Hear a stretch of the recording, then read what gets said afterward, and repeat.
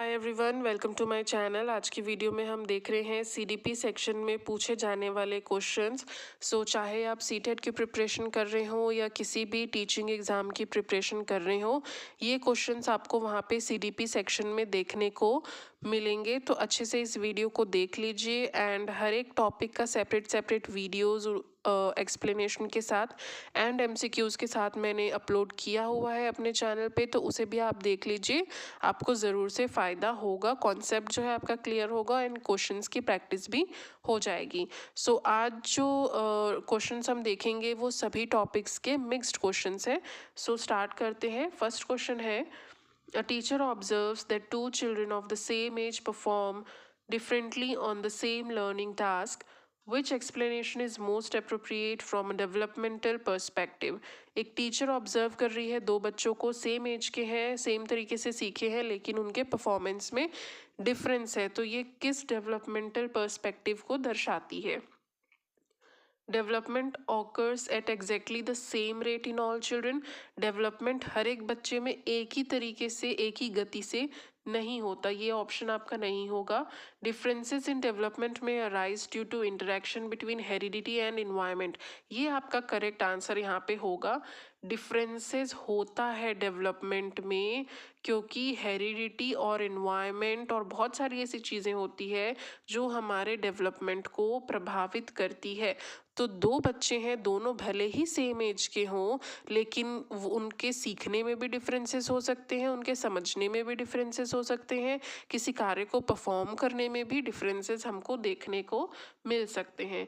The child performing poorly necessarily has lower intelligence. जो poor तरीके से परफॉर्म कर रहा है उसका लोअर इंटेलिजेंस है, ऐसा मान लेना भी गलत होता है।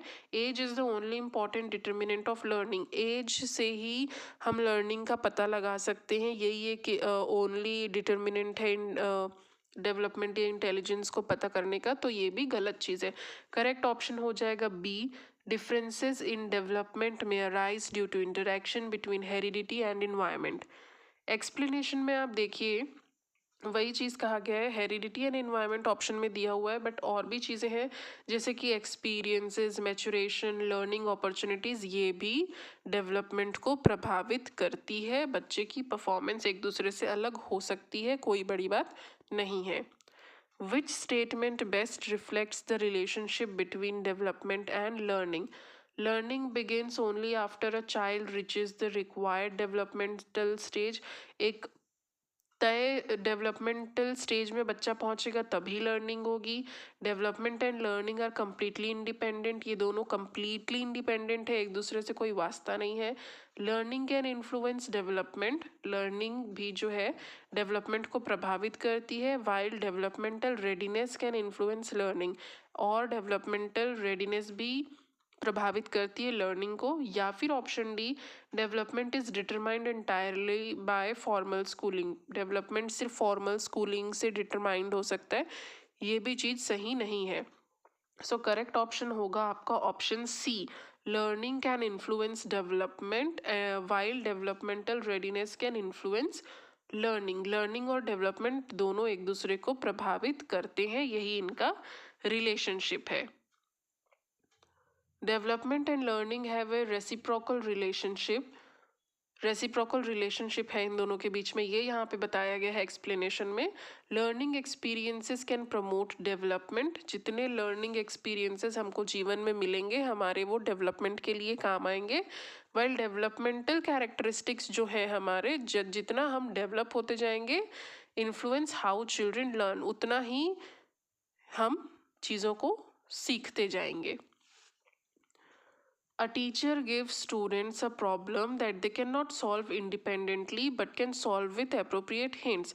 एक टीचर बच्चों को क्वेश्चन देते हैं जो वो खुद से सॉल्व नहीं कर सकते, बल्कि बच्चों को अगर थोड़ा सा हिंट दिया जाए तब वो सॉल्व कर लेंगे। According to Vygotsky, this task lies primarily within the child's, ये टास्क कहाँ जो है वो लाई करता है, तो ये करता है जोन ऑफ प्रॉक्सिमल डेवलपमेंट। अब जोन ऑफ प्रॉक्सिमल डेवलपमेंट क्या होता है कि गैप होता है कि बच्चे खुद से कितना कर पा रहे हैं और थोड़ी मदद मिलने पे वो कितना कर पा रहे हैं। तो ये चीज़ कहलाती है जोन ऑफ प्रॉक्सिमल डेवलपमेंट। तो यहाँ पे बच्चों को हिंट दिया जा रहा है कि बच्चे जो है जितनी पहले का उनका नॉलेज है उसमें थोड़ा सा हिंट ऐड करके बच्चा आगे परफॉर्म कर ले। तो ये बात हमारी यहाँ पे बता रही है जोन ऑफ प्रॉक्सिमल डेवलपमेंट। अब इसका एक्सप्लेनेशन आप देखना चाहेंगे तो देख लीजिए। The zone of proximal development represents the gap between what a learner can do independently, खुद से बच्चा कितना कर सकता है, and what the learner can accomplish with guidance और collaboration, और बच्चे को थोड़ा सा गाइडेंस और कोलाबोरेशन के साथ बच्चा कितना आगे बढ़ सकता है, यही होता है zone of proximal development. A child initially solves a mathematical problem using physical object। एक बच्चा पहले मैथ्स की प्रॉब्लम सॉल्व कर रहा है फिजिकल ऑब्जेक्ट्स को यूज करते हुए। Later the child can solve the same problem mentally. बाद में बच्चा उसको मेंटली सॉल्व कर ले रहा है। दिस प्रोग्रेशन प्राइमरीली इंडिकेट्स, ये क्या इंडिकेट कर रहा है? Movement from concrete operations toward more obstruct thinking, या फिर कंडीशनिंग थ्रू रिपीटिशन। रिपीट तो नहीं कर रहा बच्चा यहाँ पे। Development caused only by maturation, only word जहाँ पे आए वो ऑप्शन को आप बिल्कुल एलिमिनेट कर दीजिए, क्योंकि कोई भी चीज़ ना, जब हम चाइल्ड डेवलपमेंट पढ़ते हैं तो किसी एक ही चीज़ पे बेस्ड नहीं होती है। Replacement of intelligence bye memory, तो ये भी ऑप्शन बी सी डी जो है सही नहीं लग रहे हैं। तो यहाँ पे है movement from concrete operations toward more abstract thinking. बच्चा पहले वास्तविक चीज़ों का यूज़ कर रहा है, बाद में वो मेंटली चीज़ों को कर रहा है। तो ये ऑप्शन ए जो है उसको करेक्टली दर्शा रहा है। इसका एक्सप्लेनेशन ये है, Children often progress from concrete manipulation to mental representation and abstract reasoning। Concrete manipulation पहले होता है, बाद में वो mental representation करते हैं and abstract reasoning करना स्टार्ट करते हैं। This is particularly relevant to Piaget's account of cognitive development। Question 5 है, a teacher considers every incorrect answer given by a child as evidence of poor intelligence। Which CDP principle does this practice violate? एक teacher जो है वो हर एक गलत answer जो बच्चा कर रहा है उससे ये सोच रही है कि इसकी इंटेलिजेंस पुअर है। तो ये सीडीपी के कौन से प्रिंसिपल को तोड़ रहा है? तो ये होगा option A, errors can provide information about children's thinking. Errors जो है वो बच्चे की थिंकिंग के बारे में जो है इंफॉर्मेशन दे रहे हैं। एक्सप्लेनेशन यहाँ पे देख लीजिए। In constructivist pedagogy, children's error are often meaningful indicators of their existing conceptions and reasoning processes. Teacher should analyze the error, but teacher को बच्चा जो एरर कर रहा है उसको एनालाइज करना चाहिए, rather than simply label the child. उनको पुअर इनका इंटेलिजेंस है या ये बच्चा नहीं सीख पा रहा, इस तरीके से कुछ लेबलिंग नहीं करनी चाहिए, बल्कि उनके एरर को एनालाइज करना चाहिए। जो चिल्ड्रन का एरर्स होते हैं, बच्चों के गलतियां जो होती है वो मीनिंगफुल इंडिकेटर्स होते हैं। वो हमको ये बताते हैं कि इनका एग्जिस्टिंग जो कंसेप्शन, इनका सोच विचार जो है, इनकी रीजनिंग जो है वो किस तरीके से चल रही है। Which classroom practice is most consistent with a constructivist view of learning? Option यहाँ पे asking students to memorise definitions before discussion, तो मेमोराइज कुछ करना नहीं है। Giving identical solutions to every problem, ये भी कोई बात ठीक नहीं हुई। Allowing students to explain and compare their own strategies, ये आपका सही ऑप्शन होगा option C. Discouraging students from questioning the teacher, question करने से जितना क्वेश्चन बच्चे करेंगे उतना उनकी क्यूरियोसिटी जो है वो बढ़ेगी और सेटिस्फाई होगी, उनको अपने समस्या का समाधान मिलेगा। तो क्वेश्चन करने से तो कभी रोकना नहीं है उनको। सबसे बेस्ट ऑप्शन है यहाँ पे ऑप्शन सी, अलाउ करना है स्टूडेंट्स को to explain and compare their own strategies. Explanation है, constructivism views learner as active constructors of knowledge. Constructivism के व्यू से देखा जाए, नज़रिए से देखा जाए तो लर्नर्स जो है अपने ज्ञान का निर्माण खुद करते हैं, ऐसा कहा गया है। डिस्कसिंग अल्टरनेटिव स्ट्रैटेजीज आपस में अपनी जो चीज़ें हैं डिस्कस करेंगे बच्चे, तो वो हेल्प करेगा लर्नर्स को एग्जामिन करने में एंड रीऑर्गेनाइज करने में their existing understanding. A teacher says your answer is wrong, memorize the correct method. A constructivist teacher would be more likely to give the correct answer immediately. अगर बच्चा किसी प्रश्न का गलत उत्तर दे रहा है और आप उसको कह रहे हो कि आपका जो उत्तर है वो गलत है, पहले आप सही मेथड को मेमोराइज कर लो, याद कर लो, उसके बाद आप आंसर दो, तो इसके बजाय एक कंस्ट्रक्टिविस्ट टीचर को क्या करना चाहिए ऐसा स्टेटमेंट देने के बजाय? Give the correct answer immediately. बच्चे को सोचने विचारने का आप समय ना दें और खुद ही सही आंसर बता दें फटाफट कि मामला खत्म हो. Ask the child to explain how the answer was obtained. कि जो गलत आंसर बच्चा दिया है उसी के ऊपर आप उससे पूछिए कि आपने ऐसा आंसर क्यों दिया, आप क्या सोच के ये आंसर दिए. Reduce the child's marks without discussion. नंबर घटा दो, इग्नोर कर दो एरर को, इग्नोर द एरर. तो सबसे सही ऑप्शन यहाँ पे क्या है? Option B.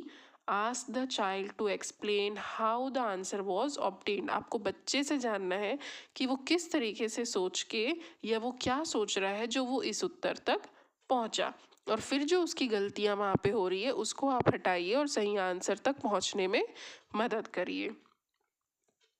Asking student to explain their reasoning helps the teacher identify their alternative conceptions and thinking processes.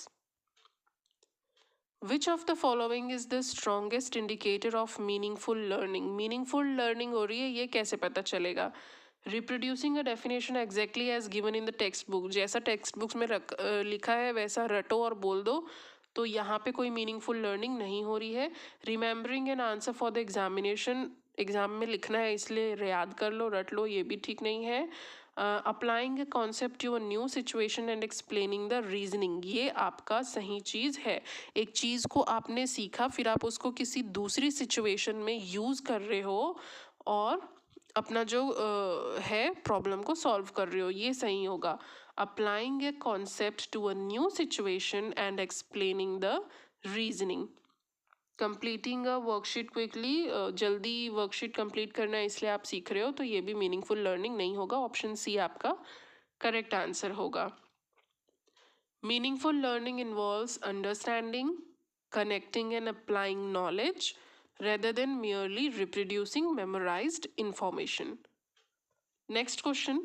A child talks aloud while solving a difficult puzzle and gradually begins to use silent verbal strategies. This observation is most closely associated with Vygotsky's view of the development of self-regulation through language, classical conditioning, trial and error learning alone, Kohlberg's theory of moral development. तो यहाँ पे देखिए क्या बात हो रही है. एक बच्चा है, जब वो थोड़ा छोटा है तो एक पजल सॉल्व कर रहा है और बोल रहा है कि मैं यहाँ पे इसको लगाऊं क्या, नहीं नहीं यहाँ नहीं होगा, अरे ये तो ऊपर हो गया, ये ऊपर नहीं नीचे आएगा, ये नीचे नहीं ऊपर आएगा. ऐसा वो मुंह से ज़ोर से आवाज़ निकाल के खुद पे बात कर रहा है. फिर जैसे जैसे उसकी उम्र बढ़ रही है वो क्या कर रहा है, ये पजल सॉल्व कर रहा है और यही सब चीज़ें सोच रहा है, बट वो अपने मन में बोल रहा है, जोर से मुंह से आवाज नहीं कर रहा. मतलब सेल्फ रेगुलेशन उसका हो रहा है, बट वो क्या हो रहा है, साइलेंट हो रहा है. वर्बल बोल के, जोर से बोल के नहीं हो रहा. तो ये क्या दर्शाता है, किस मतलब किससे जुड़ा हुआ है? तो ये जुड़ा हुआ है Vygotsky's view of the development of self regulation through language. ठीक है, क्लासिकल कंडीशनिंग नहीं, ट्रायल एंड एरर कुछ नहीं हो रहा है और मोरल डेवलपमेंट नहीं हो रहा है. यहाँ पे सेल्फ रेगुलेशन हो रहा है through language. Vygotsky regarded private speech as an important tool for planning, problem solving, and self regulation. It may gradually become inner speech. जो है वाइगोत्स्की ने इसकी बात की, प्राइवेट स्पीच बोला जब बच्चा ज़ोर से खुद से बात कर रहा है, बोल के मुंह से आवाज़ निकाल के वो प्लान कर रहा है, प्रॉब्लम को सॉल्व कर रहा है और खुद को डायरेक्ट कर रहा है कि ऐसा नहीं ऐसा करो. बट जैसे जैसे वो बच्चा बड़ा होते जाता है उसकी प्राइवेट स्पीच जो है वो इनर स्पीच में, यानी कि वो मन में सोचने की क्षमता को डेवलप कर लेता है और अपना सेल्फ रेगुलेशन करता है. Which statement about children's development is most appropriate? Development always proceeds from simple to complex in a perfectly linear manner. All children pass through developmental changes at identical ages. nahi, development is multidimensional and involves qualitative as well as quantitative changes. Development stops when formal schooling begins. So children development के बारे में बात हो रही है, तो सबसे सही सटीक स्टेटमेंट कौन सा है? तो बिल्कुल सही और सटीक स्टेटमेंट होगा आपका ऑप्शन सी, जहाँ पे बोला गया है कि development is multi dimensional and involves qualitative as well as quantitative changes. Development includes changes in physical, cognitive, social, emotional and language domains. किसी भी व्यक्ति का डेवलपमेंट जो होता है तो वो बहुत सी चीज़ों को बदलता है, चेंज करता है. फिजिकल भी आपका डेवलपमेंट होगा, कॉग्निटिव भी बदलाव और डेवलपमेंट होगा, सोशल, इमोशनल, लैंग्वेज, सभी चीज़ों में बदलाव और डेवलपमेंट होगा. दीज चेंजेस में ऑकर एट डिफरेंट रेट्स. हर किसी में अलग अलग तरीके से होते हैं, सेम तरीके से सेम टाइम पे नहीं होता. And are not perfectly linear. And perfectly linear तो होता ही नहीं है. ठीक है.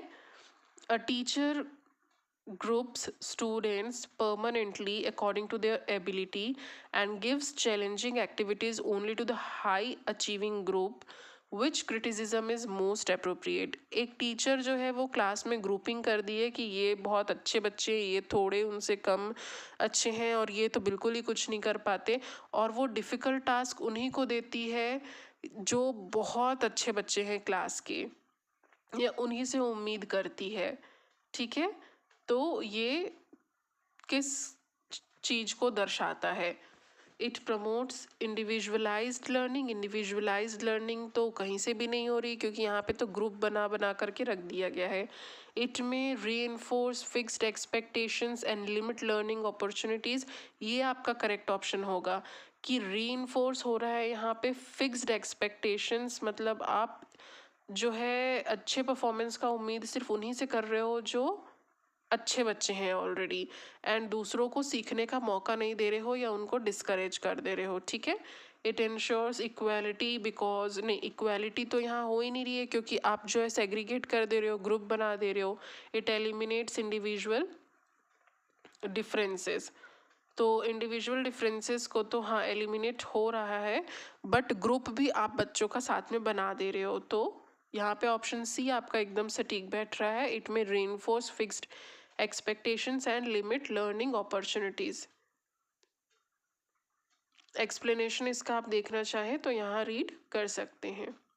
परमानेंट एबिलिटी ग्रुपिंग में lead to labelling and low expectations, particularly for children initially performing below average. Children abilities can develop through appropriate opportunities and support. Next question है, student repeatedly gives an incorrect answer to the same conceptual question. The teacher should first. एक बच्चा है, वो same तरीके का question उनसे किया जा रहा है, फिर भी वो हर बार गलत ही आंसर दे रहा है, तो टीचर को क्या करना चाहिए? पनिशमेंट बढ़ा दो? नहीं. Ask the child to memorise the answer. याद कर लो, रट लो, ये नहीं बोलना है. Investigate the reasoning underlying the child's response. आपको पता लगाना है कि बच्चा क्यों हर बार गलत ही आंसर दे रहा है, उसका थिंकिंग कैसा चल रहा है, वो मेरी बातों को किस तरीके से समझ पाया है, वो क्यों ऐसा कर रहा है, उसको आपको जानना है और बच्चे की हेल्प करनी है.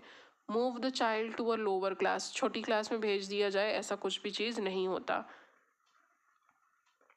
तो एक्सप्लेनेशन यहाँ पे है, रिपीटेड एरर में reveal a stable alternative conception. Understanding the child's reasoning allows the teacher to design appropriate instructional experiences. जब आप बच्चे के रीजनिंग को समझेंगे तो वो टीचर को हेल्प करेगा कि एक डिज़ाइन कर सके अप्रोप्रिएट इंस्ट्रक्शनल एक्सपीरियंस, ताकि बच्चे की मदद हो सके. Which situation best represents scaffolding? Giving the complete solution before the child attempts the problem. बच्चा कोशिश ही नहीं किया, आप उसके सामने जो है सॉल्यूशन रख दो, ये अच्छी बात नहीं होती. Providing temporary support and gradually withdrawing it as competency. Competency develops, ये आपका बी, ऑप्शन बी जो है वो करेक्ट आंसर होगा। स्कैफोल्डिंग का मतलब यही होता है कि टेम्पररी सपोर्ट प्रोवाइड करना। आप देख रहे हो बच्चा संघर्ष कर रहा है, नहीं आगे बढ़ पा रहा, नहीं समझ पा रहा चीज़ों को, तो आप उसको थोड़ा सा सपोर्ट प्रोवाइड करते हो। फिर जैसा बच्चा सीखते जाता है आप अपना सपोर्ट हटा लेते हो और बच्चा खुद से उस कार्य को करना सीख जाता है। Giving the same worksheets and allowing child to work without any assistance, ये सारी चीज़ें नहीं होंगी। ऑप्शन बी आपका करेक्ट होगा। एक्सप्लेनेशन यहाँ पे दिया हुआ है, scaffolding is temporary responsive support that enables learner to perform beyond their current independent level. Support is gradually reduced as competency increases. Next question. A child can classify objects according to color and shape, but struggles when asked to consider multiple dimensions simultaneously. According to Piaget, this difficulty is most characteristics of sensory motor, thought, pre-operational, concrete operational, former operational। तो इसका answer होगा pre-operational thought। Explanation देख लेते हैं। Children in the pre-operational stage may have difficulty with certain logical operations, including coordinating multiple dimensions simultaneously। ठीक है, इस stage में बच्चों को ये दिक्कत होती है, ऐसा पियाजे ने बताया है। A teacher asks students to debate whether a particular action is morally right and encourages them to consider different perspectives. This activity is particularly useful for developing rote memory, moral reasoning, psychomotor coordination या फिर conditioning. तो आपका हो जाएगा moral reasoning, क्योंकि एक teacher debate करने के लिए बोल रहा है कि वेदर अ पर्टिकुलर एक्शन जो है वो मॉरली राइट है या फिर नहीं, and encourages them to consider different perspective, और अलग अलग पर्सपेक्टिव से उस पर चिंतन मनन करो, ये कह रहा है। तो ये किस चीज़ को दर्शा रहा है? मॉरल रीजनिंग की बात जो है वो कर रहा है। Discussion of moral dilemmas and multiple perspectives can encourage children to reason about justice, intention, consequences, and social expectations. Now, next question. According to Kohlberg, a child who believes that an action is right mainly because it helps them obtain a reward is primarily demonstrating pre-conventional morality, conventional morality, post-conventional morality, autonomous morality। तो यहाँ पे आपका correct option हो जाएगा pre conventional morality. According to Kohlberg, a child who believes that an action is right mainly because it helps them obtain a reward. एक बच्चा किसी चीज़ को सही मान रहा है क्योंकि उस एक्शन को करने से उसको कोई इनाम मिलने वाला है। तो ये किस चीज़ को दर्शा रहा है? प्री कन्वेंशनल मोरालिटी को दर्शा रहा है। इन प्री कन्वेंशनल मोरालिटी इसमें क्या होता है? Moral judgments are strongly influenced by punishment, reward and personal consequences. आपका मॉरल जजमेंट जो है वो बहुत स्ट्रॉन्ग तरीके से प्रभावित होता है या तो पनिशमेंट के भय से या फिर रिवॉर्ड के लालच में एंड पर्सनल कॉन्सिक्वेंसेस की वजह से। Which teacher behavior is most likely to promote intrinsic motivation? Intrinsic motivation यानी कि मोटिवेशन जब आपके अंदर से आती हो, जब कुछ चीज़ को सीखने में आपको दिल से खुशी मिल रही हो, आप सीखना चाहते हो, आपके अंदर क्यूरियोसिटी है, तो वो कहलाती है इंट्रिंसिक मोटिवेशन। तो I will give you a reward if you finish first. अगर आप बोल रहे हो कि आप ये काम कर लो, फर्स्ट नंबर पे आप कर लोगे तो आपको मैं रिवॉर्ड दूंगी, तो ये तो एक्सट्रिंसिक हो गया, ये इंट्रिंसिक की बात यहाँ नहीं हो रही। You must score higher than everyone else. Choose one of these problems and explain the strategy you find interesting. You will lose marks if you ask too many questions. So A, B और D में ऐसी बातें हो रही हैं जो बाहरी तौर पे आपको प्रभावित कर रही है या मोटिवेट कर रही है कि आपको इनाम मिलेगा या फिर आपके नंबर अच्छे आएंगे अगर आप कर लोगे तो, या फिर you will lose marks if you ask, अगर आप बहुत ज़्यादा क्वेश्चन करोगे तो आपके मैं मार्क्स काट दूंगी। ये सब बातें तो बेकार की है। आप बोल रहे हो कि आप एक चूज करो प्रॉब्लम और एक्सप्लेन करो, explain the strategy you find interesting. तो यहाँ पे अंदर से मोटिवेशन आएगा, जो चीज़ बच्चे को इंटरेस्टिंग लगेगी वो चीज़ वो आपको एक्सप्लेन करेगा। तो ये इंट्रिंसिक मोटिवेशन होगा, option C. Choice, autonomy, meaningful challenge, and curiosity can support intrinsic motivation. Now, next question.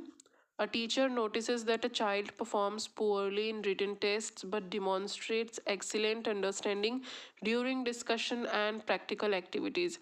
The most appropriate conclusion is, एक टीचर नोटिस कर रही है that a child performs poorly in written test, written test में तो बहुत ख़राब perform कर रहा है, लेकिन जब कुछ डिस्कशन हो रहा है या प्रैक्टिकल एक्टिविटी हो रही तब बहुत एक्सीलेंट अंडरस्टैंडिंग वो शो कर रहा है। तो ये क्या होगा, the child lacks intelligence, intelligence में कोई कमी है, रिटन टेस्ट में not fully capture the child's understanding, the child oral response should be ignored, orally जो बता रहा है उसको इग्नोर कर देना चाहिए, the child should receive easier content, easy content को ही बस समझ पा रहा है ऐसा कुछ समझ लेना चाहिए। तो नहीं, यहाँ पे है कि सिर्फ एक ही टेस्ट लेके आप उसकी इंटेलिजेंस या अंडरस्टैंडिंग को नहीं समझ सकते। सिर्फ रिटन टेस्ट में वो फेल हो गया या नहीं अच्छा कर पाया, इसका ये मतलब नहीं है कि उसकी अंडरस्टैंडिंग कम है या कुछ।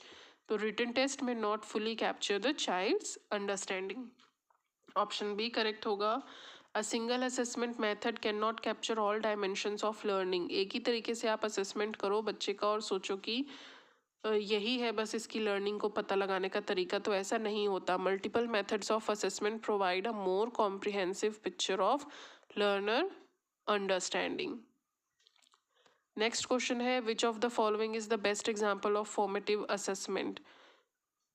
तो फॉर्मेटिव असेसमेंट का सबसे बेहतरीन एग्जाम्पल क्या है, annual examination, board examination, using students response during interaction to modify teaching, final ranking of students. तो फॉर्मेटिव असेसमेंट एक होता है, समेटिव असेसमेंट एक होता है। फॉर्मेटिव असेसमेंट वो होता है जो आप डेली बेसिस पे करते हैं बच्चों का क्लासरूम टीचिंग के दौरान। समेटिव असेसमेंट वो होता है जहाँ पे फाइनल एग्जाम्स होते हैं।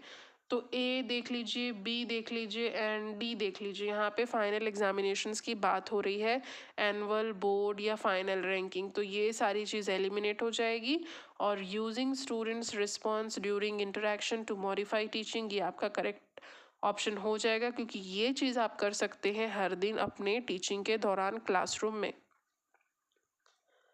Formative assessment is conducted during learning and provides feedback that can be used to improve teaching and learning. Next question is, a child says plants eat food from the soil. एक बच्चा है वो कह रहा है कि प्लांट जो है वो अपना फूड जो है वो लेता है सॉइल से।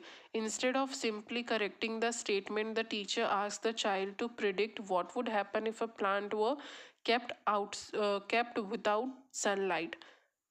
This approach primarily aims to, बच्चे ने एक कथन कहा और टीचर उसका सीधे सीधे जवाब, उसको सही जवाब दे दे, वो ना करके टीचर उससे एक और क्वेश्चन पूछ रहा है कि इमेजिन करो अगर ऐसा हुआ तो कैसा होगा।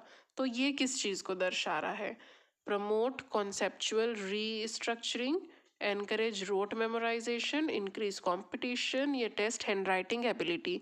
तो बी, सी और डी में बिल्कुल बेकार की बात लिखी हुई है कि रोट मेमोराइजेशन, कंपटीशन बढ़ा दो, हैंड राइटिंग एबिलिटी, जो भी करेक्ट ऑप्शन आपका होगा प्रमोट कॉन्सेप्चुअल रीस्ट्रक्चरिंग। उसका जो कॉन्सेप्ट है उसको रीस्ट्रक्चर करके सही ज्ञान बच्चे को दिया जा रहा है। एक्सप्लेनेशन है, a teacher is creating an opportunity for the learner to confront and reconsider an existing conception, supporting conceptual change. Now next question हमको देखना है, असर्शन रीजनिंग के क्वेश्चन हैं ये।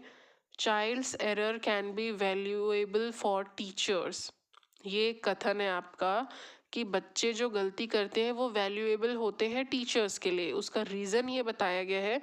एरर्स में reveal the learners underlying conception and reasoning. Errors ये बताते हैं कि बच्चे की दिमाग की स्थिति क्या चल रही है, किस तरीके का कंसेप्शन एंड रीजनिंग चल रहा है।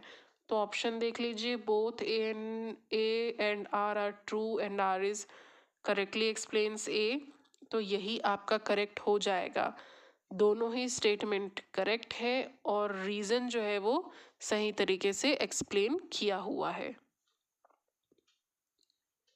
Errors are pedagogically valuable precisely because they can provide evidence about how a child is thinking। ठीक है, गलतियां जो है वो हमें बताते हैं कि बच्चा क्या सोचता है, किस तरीके की उसकी थिंकिंग है। नेक्स्ट क्वेश्चन है, असर्शन आपका दिया हुआ है, intelligence should not be treated as a completely fixed characteristics. Intelligence को ऐसा ट्रीट नहीं करना चाहिए कि ये एक फिक्स्ड कैरेक्टरिस्टिक्स के तौर पे, मतलब नहीं देखना चाहिए। रीज़न इसका दिया हुआ है क्योंकि learning experiences and environmental conditions can influence cognitive development. क्योंकि इंटेलिजेंस जो है, लर्निंग एक्सपीरियंसेस जो है वो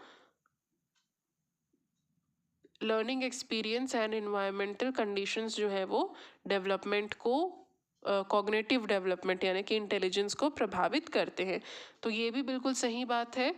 ए और आर बोथ आर ट्रू, दोनों ही सही है और रीज़न भी जो है वो सही से एक्सप्लेन किया हुआ है। ऑप्शन ए आपका करेक्ट हो जाएगा। असर्शन नेक्स्ट यहाँ पे दिया हुआ है, peer interaction can contribute significantly to children's learning and reason इसका यहाँ पे दिया हुआ है, children can encourage alternative viewpoints and negotiate meanings during interaction. तो यहाँ पर भी आपका ऑप्शन ए करेक्ट हो जाएगा क्योंकि ये दोनों ही कथन जो है वो सही है और ये सही रीजनिंग दी हुई है। बोल रहा है पीयर इंटरेक्शन, मतलब बच्चे आपस में, लर्नर आपस में जो बात करते हैं वो कंट्रीब्यूट करता है बच्चों की लर्निंग में। तो हाँ भाई, जितना एक दूसरे से अपने विचार को एक्सचेंज करेंगे उतनी ज़्यादा चीज़ें सीखेंगे, है ना। रीज़न यहाँ पे दिया हुआ है, children can encourage alternative view points. Alternative view points में मतलब जो मैं सोच रही हूँ सिर्फ वही सही नहीं है, जो ये बात कर रहा है, ये सामने वाला भी तो मेरा दोस्त, ये भी तो सही बात कर रहा है। ये विचारधारा हमारी बनती है और मीनिंगफुल जो है लर्निंग जो है यहाँ पे हमको देखने को मिलती है। तो ये दोनों ही स्टेटमेंट करेक्ट है और रीज़न एकदम सही है। ठीक है, ऑप्शन ए। नेक्स्ट क्वेश्चन है, ये यहाँ पे स्टेटमेंट बेस्ड क्वेश्चन स्टार्ट हो रहे हैं। Consider the following statements about child development. Development is influenced by both heredity and environment. तो ये सही है, डेवलपमेंट जो है वो प्रभावित होता है हेरिडिटी से भी, इन्वायरमेंट से भी। All children develop at exactly the same rate. ऐसा नहीं होता, डेवलपमेंट सेम रेट पे हर बच्चे का नहीं होता। Development involves several interconnected domains, ये भी ठीक है। Development is completely independent of learning, ये बात थोड़ी अजीब लग रही है। तो विच स्टेटमेंट्स आर करेक्ट बोला है, तो ऑप्शन आपका 1 हो जाएगा, मतलब ए हो जाएगा। स्टेटमेंट 1 आपकी सही है एंड स्टेटमेंट 3 आपकी सही है कि डेवलपमेंट प्रभावित होता है हेरिडिटी एंड एनवायरनमेंट से एंड डेवलपमेंट इन्वॉल्व करता है सेवरल इंटरकनेक्टेड डोमेन्स को। Which of the following classroom situations reflect learner-centered pedagogy most strongly? Teacher explains every concept while student copy notes. तो ये तो गलत चीज़, नेगेटिव चीज़ लग रही है। आप बच्चों को एक्सप्लेन कर रहे हो जब बच्चे कॉपी कर रहे हैं, लिख रहे हैं। Teacher ask students to investigate a problem, discuss possible explanation and justify their conclusion. ये स्टेटमेंट सबसे करेक्ट है कि टीचर बच्चों को कुछ इन्वेस्टिगेट करने को बोल रही है, कुछ डिस्कस करने को बोल रही है और उसको जस्टिफाई करने को कह रही है। Teacher give students the correct answer before discussion. बस सही आंसर बताओ, छोड़ दो, क्लास बंद करो, ये खराब बात है। Teacher evaluates learning only through memorization, memorization आ गया मतलब ये भी खराब बात है। ऑप्शन बी आपका यहाँ पे करेक्ट होगा। एक्सप्लेनेशन आपको देखना है तो आप पॉज करके इसको पढ़ लीजिए और समझ लीजिए अगर गहराई में समझना है तो। A teacher wants to assess whether students have genuinely understood the concept of conservation. Which task would be most appropriate? एक टीचर को ये पता लगाना है कि मेरे बच्चों ने ये जो कॉन्सेप्ट है कंजर्वेशन का इसको सही तरीके से समझा है कि नहीं। तो वो क्या ऐसा करेगी कि उसको समझ में आ जाए, असेसमेंट उसका हो जाए। Ask them to define conversation, define करने बोलेगी कन्वर्सेशन को। Ask them to memorise पियाजे stages, पियाजे के स्टेज को रट लो बोलेगी। Present a new situation involving quantity and ask them to justify the answer, या फिर ask them to right the word conservation 10 times. तो सबसे सही होगा ऑप्शन सी, प्रेजेंट करने बोलेगी न्यू सिचुएशन में उस चीज़ को एंड बोलेगी कि आप अपने आंसर को जस्टिफाई करो। Applying the concept to a new situation and justifying the reasoning provides stronger evidence of conceptual understanding. Next question. Which teacher's statement reflects a growth oriented view of ability? You are simply not good at mathematics. ऐसा आप किसी को कह सकते हैं क्या? नहीं. Some children are naturally intelligent and others are not. ये भी गलत चीज़ है. Your current strategy is not working. Let's try another approach. As a teacher आप किसी बच्चे को संघर्ष करते देख रहे हो तो सबसे सही बात आप उससे कह सकते हो ये कि आप जो करंट स्ट्रैटेजी यूज़ कर रहे हो वो वर्क नहीं कर रही, वो ठीक नहीं लग रही, कुछ और तरीका ट्राई करके देखते हैं। ये ऑप्शन सी आपका सबसे करेक्ट हो जाएगा, ऑप्शन सी आपका आंसर हो जाएगा। A teacher wants to make her classroom inclusive. एक टीचर है अपने क्लासरूम को इंक्लूसिव बनाना चाह रही है। Which practice is most appropriate? क्या होगी सबसे appropriate practice? Providing identical task. Identical task आप क्यों देंगे? इंडिविजुअल डिफरेंस को ध्यान रखते हुए इंडिविजुअलाइज्ड टास्क देने हैं, आइडेंटिकल नहीं। Separating children according to perceived ability, providing varied forms of support while maintaining high expectations। Option C correct होगा, बाकी चीज़ में अननेसेसरी बातें लिखी हुई है कि एक जैसा टास्क दे दो, सेपरेट कर दो, ईजियर करिकुलम, जो भी है ये चीज़ें वर्क नहीं करती। Inclusive education aims to remove barriers to participation while maintaining meaningful learning opportunities and appropriate support. Next question. A child solves a problem using a strategy different from the one taught by the teacher but reaches the correct answer. एक बच्चा एक problem solve कर रहा है और correct answer तक पहुंच जा रहा है, पर वो स्ट्रैटेजी यूज़ नहीं कर रहा जो टीचर ने बताई थी, वो कुछ दूसरी स्ट्रैटेजी यूज़ कर रहा है। What should the teacher do? तो ऐसे में टीचर को क्या करना चाहिए? Mark it wrong because it differs from the taught method. गलत कर दो उसको कि ये हमारे तरीके से नहीं कर रहा, तो ऐसा नहीं होता। Ask the child to explain the strategy and discuss it with the class. आप बच्चे से पूछेंगे कि आपने ये स्ट्रैटेजी को कैसे यूज़ किया और आप उस स्ट्रैटेजी को भी क्लासरूम के साथ शेयर करोगे, ये आपका करेक्ट आंसर हो जाएगा। Tell the child not to confuse other student. Confuse मत करो, ऐसा सब नहीं कहेंगे। इग्नोर वाला वर्ड आया तो ये ऑप्शन को आप छोड़ दीजिए, नेगेटिव वर्ड है ना, तो ऑप्शन बी आपका करेक्ट हो जाएगा। Ask the child to explain the strategy and discuss it with the class. Now last question हमारा, a teacher says I don't want my students merely to know the answer, I want them to explain how they arrived at the answer, compare their reasoning with others and revise their ideas when necessary.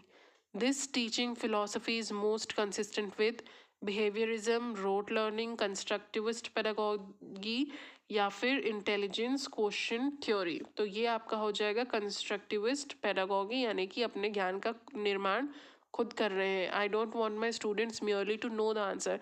एक teacher हो के आप कह रहे हैं कि मैं ये नहीं चाहती कि मेरे बच्चों को सिर्फ आंसर पता चले, I want them to explain how they arrived at the answer. मैं चाहती हूँ कि वो मुझे एक्सप्लेन करे कि वो आंसर तक कैसे पहुँचे हैं, अपने आंसर्स को, अपने रीजनिंग को कंपेयर करें दूसरों के साथ में, एंड जहाँ पर भी उनको लगता है कि यहाँ पे कुछ रिवीजन, कुछ बदलाव की ज़रूरत है, उसको करें। तो ये क्या हो रहा है, कंस्ट्रक्टिविस्ट पेडागोगी को दर्शा रहा है। ये आपका ऑप्शन सी करेक्ट आंसर हो जाएगा। यहाँ पे हमारे ये 30 क्वेश्चंस एंड होते हैं। मैं उम्मीद करती हूँ कि चीज़ें आपको समझ में आई होंगी। समझ आई होंगी तो लाइक ज़रूर से कर दीजिए वीडियो को, सब्सक्राइब कर लीजिए चैनल एंड फ्रेंड्स के साथ ज़रूर से शेयर करिए। मिलेंगे नेक्स्ट वीडियो में नेक्स्ट टॉपिक के साथ। Thank you.